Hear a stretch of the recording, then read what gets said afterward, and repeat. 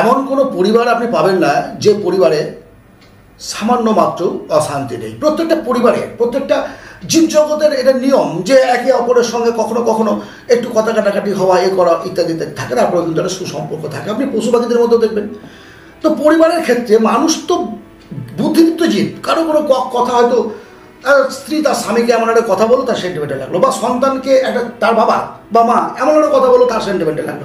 Sentiment এই জিনিসটা কি, অ্যাকচুয়ালি কী জিনিস, এই বিষয়টি আপনাকে বুঝতে হবে। সেন্টিমেন্ট হচ্ছে বিবেক।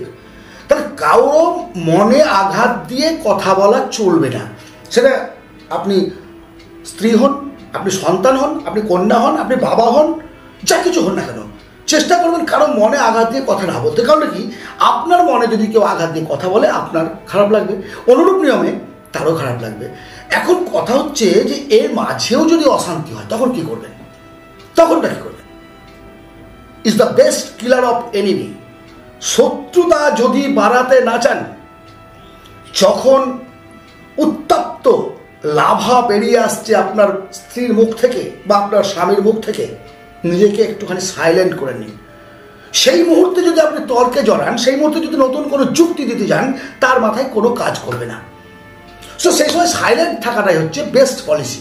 এবার যখন দেখবেন যে সে শান্ত হয়ে গেছে, তার মস্তিষ্কের মধ্যে আর কোনো উত্তপ্ততা নেই, যখন সে নিরীহ, যখন সে গোবেচারা বলে মনে হচ্ছে, তখন আপনি তাকে আপনার সমস্যার কথাটি বলুন, আপনার সেই ঝামেলার কথাটা বলুন, যে কেন তুমি এরকম করলে। দেখবেন সব জায়গায় কিন্তু একটা মিটে যাওয়ার সম্ভাবনা 100% থেকে যায়।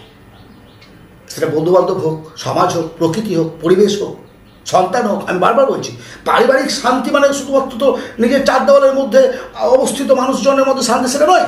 তার সঙ্গে সঙ্গে সমাজ আছে, প্রকৃতি আছে, আত্মীয়তা আছে, সমস্ত কিছু। সবাই আপনার মতো নয়। আপনি কেন আপনার ছাঁচে ফেলে সবকে তৈরি করতে চান? আপনি আপনার মতো।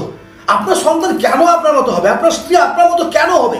হ্যাঁ, তাই বলে দ্বিচারিত হবে, তাই বলে সে ব্যভিচার দিতে হবে না, কোনো ক্ষেত্রে এটা মেনে নেওয়া যাবে না। কিন্তু তার মানে এই নয় যে তার ব্যক্তি স্বাধীনতায় আপনি সবসময় হস্তক্ষেপ করবেন। কখন ঘুমাবে, কখন খাবে, কখন স্নান করবে, সমস্ত কিছু আপনাকে দেখতে হবে। এভাবে তো সংসারে অশান্তি হয়। সো শান্তি যদি চান, নিজেকে শান্ত রাখুন, অটোমেটিক শান্তি পাবেন। আপনি জীবনে যা চান যদি কাউকে দেন, আপনি সেটা পাবেন। আজ এই পর্যন্তই। আমার এই নতুন চ্যানেলটি আপনাদের সহযোগিতায় পুরনো চ্যানেলের মতো এগিয়ে চলুক, এই আশা রেখে আজকের বক্তব্য শেষ করছি। যদি ভালো লাগে একটা লাইক, সাবস্ক্রাইব করবেন, সঙ্গে থাকবেন। ধন্যবাদ, ভালো থাকবেন।